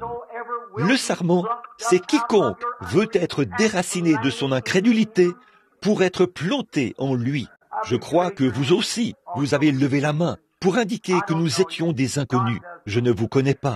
Dieu vous connaît. Vous n'êtes pas ici pour vous-même. C'est pour l'enfant. Je vois la lumière suspendue au-dessus de l'enfant. Si Dieu me révèle ce qui ne va pas chez votre enfant, croirez-vous que je suis son prophète et croirez-vous que je vous dis la vérité? Vous le ferez. L'enfant souffre du cœur. C'est quelque chose comme une valve, selon ce qu'a dit le médecin. On a examiné cela. Il veut l'envoyer à la clinique tout de suite. C'est vrai. Vous êtes d'ici, de Jeffersonville, ici sur la rue Fulton. Là, c'est exact. Et vous vous appelez Madame Burkhardt, Irène Burkhardt. Retournez chez vous et croyez pour le bébé. Il se rétablira. Si tu peux croire, tout est possible. Si seulement vous croyez. Cette femme qui est assise ici souffre d'un problème de nerfs. Oui, oubliez ça. Vous allez rentrer chez vous et être rétabli maintenant. Si tu peux croire, vous qui avez la main levée comme ceci, vous avez des problèmes de dos, vous croyez que Dieu va vous rétablir? Vous croyez? Vous l'acceptez? Alors rentrez chez vous et soyez rétablis. Jésus-Christ vous rétablit. Vous, c'est le rein. Alors, allez-y. Vous aussi, vous avez obtenu votre guérison, monsieur. Que Dieu vous bénisse. Ayez foi en Dieu. Ne doutez pas.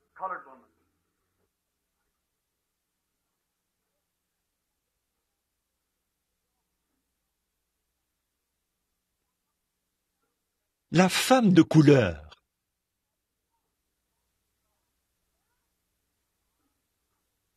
Il y en a deux. Tout au fond, là-bas, elle a une tumeur sur la gorge, dans la gorge. Croyez de tout votre cœur. Vous croyez cela, madame? Celle qui a une sorte de petit bonnet, là-bas. Vous croyez? Levez la main. Très bien. Rentrez chez vous, ça vous quittera.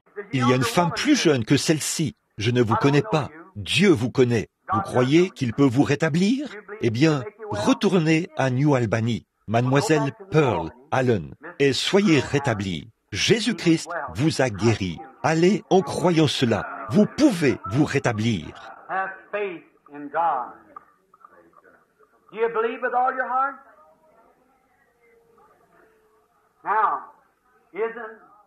Ayez foi en Dieu. Vous croyez de tout votre cœur? Maintenant, n'est-ce pas? Oh, toutes sortes de choses se passent, partout dans l'heure. Si seulement vous pouvez le croire, mon ami. Bonjour, monsieur. Vous croyez en Jésus-Christ, le Fils de Dieu? Vous croyez que je suis son prophète? Vous croiriez ce que je vous dirais. Vous sauriez si c'est la vérité ou pas. Vous croyez que ce que j'ai prêché ce matin est la vérité? Vous croyez.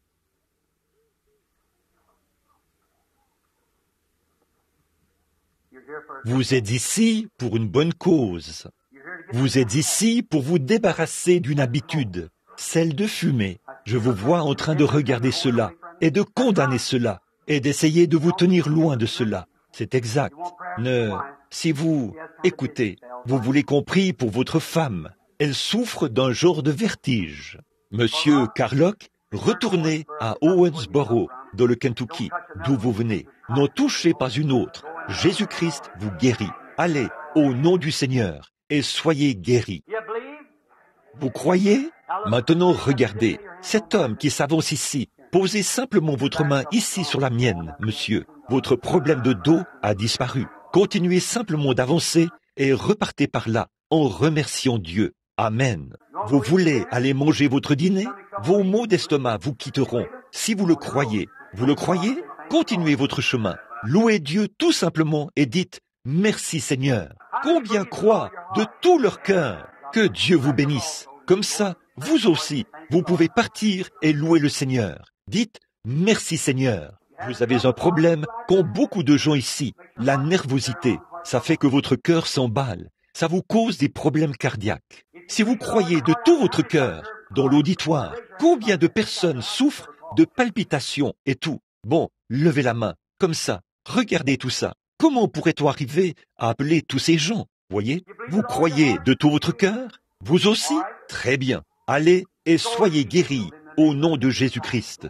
Ne doutez pas du tout, mais croyez que ce qui vous a été dit est la vérité. Croyez que vous êtes guéris et il vous sera accordé ce que vous avez demandé. Que tous les autres fassent la même chose. Combien d'entre vous ici en souffrent aussi? Très bien, monsieur. Combien ont besoin de Dieu? Dans l'auditoire, levez la main et dites « Regardez, comprenez bien ceci. Je ne peux guérir personne. Je suis un homme. Si Christ se tenait ici, il ne pourrait guérir aucun de vous. Il a établi un programme, et ce programme stipule que si vous croyez qu'il est mort pour vous, alors vous pouvez être guéri par cela. C'est le seul moyen. C'est la guérison par la foi. La foi, elle croit que Christ a payé le prix pour vous. Combien comprennent cela maintenant? Très bien. Combien acceptent cela? Très bien. Pendant que nous prions, imposez-vous les mains les uns aux autres. Imposez-vous les mains les uns aux autres. Et que chacun prie. Maintenant, vous pouvez retourner à votre place, sœur. Que Dieu vous bénisse maintenant. Soyez guéris. Oui, c'est vrai. C'est un problème de nerfs. Mais ça va vous quitter. Descendez par là maintenant et voyez si ça... Vous commencez à ressentir la différence, n'est-ce pas? Voyez? Certainement, vous avez été guéri alors que vous vous teniez ici. Avez-vous remarqué comment il a descendu les marches, là? Sans cela, voyez? Maintenant, vous êtes rétabli. Vous pouvez maintenant rentrer chez vous en bonne santé. Que le Seigneur vous bénisse. Maintenant, alors que vous avez la main posée les uns sur les autres, vous voyez, nous n'avons pas beaucoup de temps. Il est presque midi et il y a encore un service de baptême.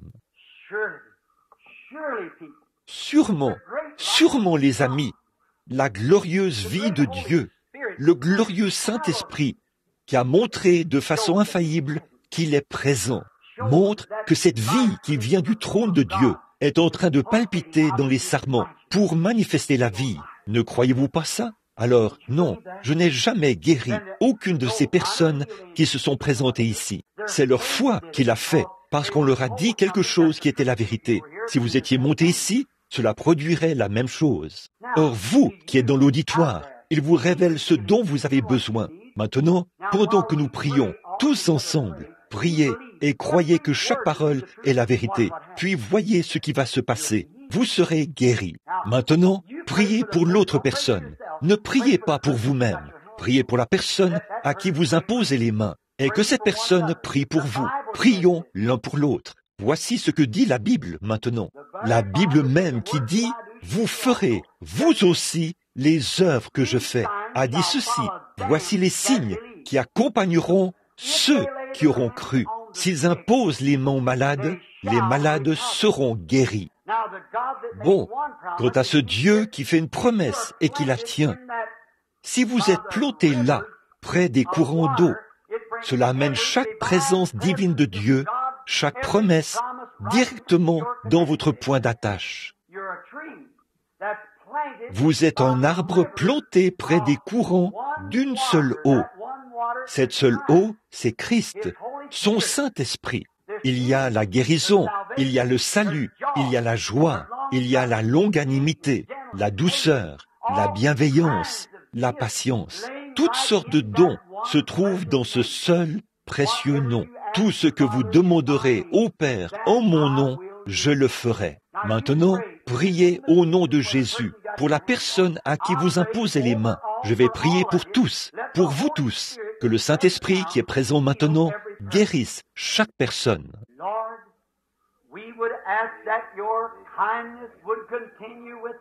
Seigneur, nous demandons que ta bonté demeure avec nous. Chacun prie à sa manière à lui ou à sa manière à elle. Ils ont vu l'Esprit du Dieu vivant devenir aussi réel qu'il l'était en Galilée, exactement comme il l'était lorsque Pierre est arrivé là-bas, sur le rivage de la Galilée, et que Jésus lui a dit qui il était. Et tout aussi réel que lorsque Nathanaël est venu et qu'il lui a dit où il était la veille, aussi réel que c'était à la porte de Samarie ou au puits.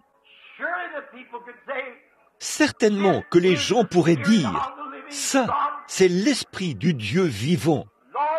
Seigneur, donne la foi et la présence d'Esprit et la présence du Saint-Esprit, afin que chacun qui prie puisse faire pour son prochain une prière de la foi. Je le demande maintenant, Seigneur, pour ceux qui ont les mains posées sur quelqu'un, afin que tu leur accordes une foi immuable, maintenant même, pour cette personne, et que, bien sûr, par cela, ils obtiennent aussi en retour. Oh, qu'il en soit ainsi. Seigneur Dieu, qu'il en soit ainsi. nous pourrions les faire passer un par un sur l'estrade et nous obtiendrions le même résultat. Mais il n'en demeure pas moins qu'il faudra la foi, que l'individu ait la foi pour croire Dieu. Et il est écrit, voici les miracles qui accompagneront ceux qui auront cru. S'ils imposent les mains aux malades, les malades seront guéris. Ô Seigneur, tiens ta promesse ce matin envers chaque croyant et fais que le Saint-Esprit entre maintenant dans le corps de ces malades et qu'il ôte toute maladie et toute infirmité. Puisse-t-il y avoir une telle confirmation de cela que le cœur de ces gens bondira de joie, croyant que Dieu les a guéris. Puisse-t-il quitter ce tabernacle en chantant et en se réjouissant et en croyant que Dieu les a guéris. Puisse-t-il revenir un autre jour, heureux, tout joyeux, rendant témoignage. Comme des centaines de gens de partout dans le monde pourraient rendre témoignage aujourd'hui de ta puissance de guérison. Nous prononçons cette prière sur ces gens et nous demandons qu'il en soit ainsi au nom de Jésus-Christ, le Fils de Dieu. Que la lumière de Dieu paraisse et vous guérisse tous. Amen. I can, I will, I do believe. I can, I will, I do believe. I can, I will, I do believe that Jesus heals me now. Do you Le faites-vous? Levez la main. I can, I will, I do believe. I can, I will, I do believe. I can, I will, I do believe that Jesus heals me now. Yes, amen. Croyez cela. Je visitais les gens dans leur maison et ils me préparaient de bons dîners. Il fallait qu'on me fasse bouillir une tasse d'eau chaude et je m'installais devant un petit bouillon d'orge. Il y avait sur la table toutes sortes de bonnes choses. Un jour, j'ai dit au Seigneur, je crois, je crois. Oh là là, je me suis mis à descendre la rue après avoir avalé ma première bouchée de nourriture en chantant. Lorsque ça cherchait à remonter, je ravalais cela. I can, I will, I do believe. I can, I will, I do believe that Jesus heals me now. Yes. Oui, ça fait 25 ans. Il est réel pour moi depuis ce temps-là. J'en suis vraiment reconnaissant. Qu'il en soit de même pour vous. Que Dieu vous bénisse. Bon, je crois que dans un instant, il y aura un service de baptême. Oui, ça, c'est s'il y en a ici qui veulent se faire baptiser au nom du Seigneur Jésus-Christ. S'il y a des gens qui le veulent, nous saurons alors s'il faut terminer la réunion ou retenir les gens encore un peu. Voudriez-vous lever la main s'il y en a qui veulent se faire baptiser au nom du Seigneur Jésus? 1, 2, 3, 4. Très bien. Que les femmes aillent de ce côté-ci et les hommes de ce côté-ci pour se préparer, s'il vous plaît. Entre-temps, chantons encore une fois.